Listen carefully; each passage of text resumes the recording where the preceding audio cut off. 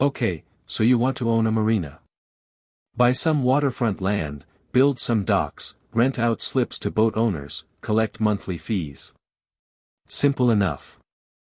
There are over 12,000 marinas across the United States, and waterfront real estate is some of the most desirable property on earth. Surely renting dock space to wealthy boat owners is close to easy money. It isn't, not even close. Marinas are one of the strangest real estate businesses in America, sitting at the intersection of construction, regulation, and weather risk, where the actual dock space you're renting out might represent the smallest part of the overall investment. Let's start with the number that explains everything about this industry. Building a single boat slip from scratch, including dock structure, pilings, utility hookups for water and electricity, and the necessary dredging to ensure adequate water depth, can cost $30,000 to $80,000 per slip depending on size and location. A mid-size marina with 200 to 300 slips can therefore represent $10 to $20 million in slip construction costs alone, before accounting for the land itself, which in desirable coastal or lakefront markets can cost tens of millions more. Here's the part almost nobody thinks about before they buy the waterfront.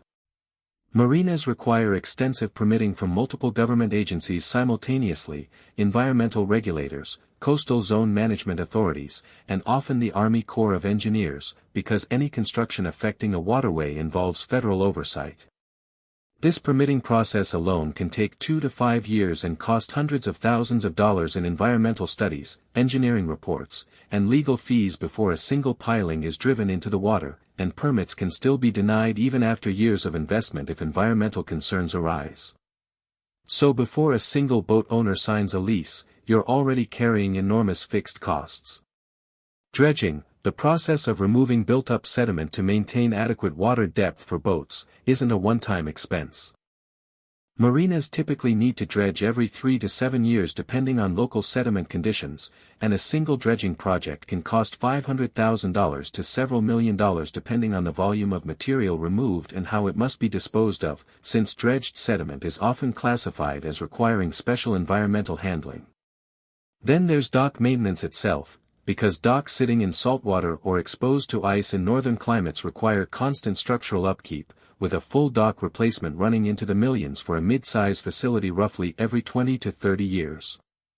Then there's insurance, and this is where marina economics differ from almost any other real estate category. Marina liability insurance has to cover not just the property itself but the boats tied up at it, and premiums have risen dramatically in coastal markets prone to hurricanes, sometimes representing hundreds of thousands of dollars a year for a mid-size facility, because a single major storm can destroy dozens of boats and the docks holding them simultaneously, a catastrophic loss scenario that few other property types face in quite the same concentrated way. Now here's the part that explains why marinas can still be highly profitable despite these costs. Slip rental itself, while the core product, is often not the primary profit driver. Fuel sales at marina fuel docks can carry margins significantly higher than typical gas stations, because boaters have essentially no alternative once they're out on the water and running low. Boat storage, particularly dry stack storage where boats are stored on racks and moved by forklift rather than kept in the water, can generate strong margins with a fraction of the maintenance cost of wet slips, since dry stored boats avoid the hull damage and marine growth that constant water exposure causes. Then there's the service and repair side, boat maintenance, engine work, and haul-out services, which can carry labor margins comparable to automotive dealership service departments, frequently exceeding 50%. Here's the counterintuitive piece. You'd think the biggest, most expensive yacht slips would be the most profitable part of any marina.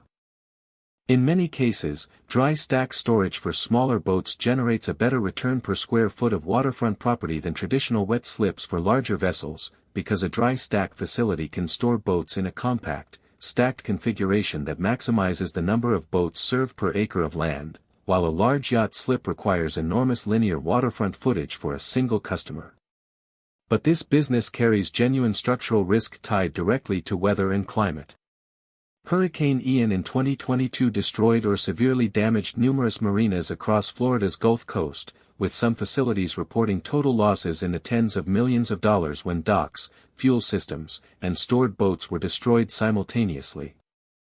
Rising sea levels and increasingly severe storm patterns have made insurance increasingly difficult and expensive to obtain in vulnerable coastal markets, and some marina operators in high-risk zones have reported insurance premium increases of 50% or more in a single renewal cycle, a cost that eventually has to be passed on to boat owners through higher slip fees. So let's do the actual math on why marina ownership remains attractive despite these risks. A well-run mid-size marina with 250 slips renting for an average of $500 to $1,500 a month, combined with fuel sales, storage, and service revenue, might generate $3 to $6 million in total annual revenue. Against operating costs of dredging reserves, insurance, staffing, and maintenance running $1.50 to $3 million a year, a well-managed marina can clear $1 to $3 million in annual profit, a return that becomes particularly attractive because waterfront real estate in desirable markets has historically appreciated faster than most other property categories, meaning the underlying land value often grows independently of the operational profit generated each year.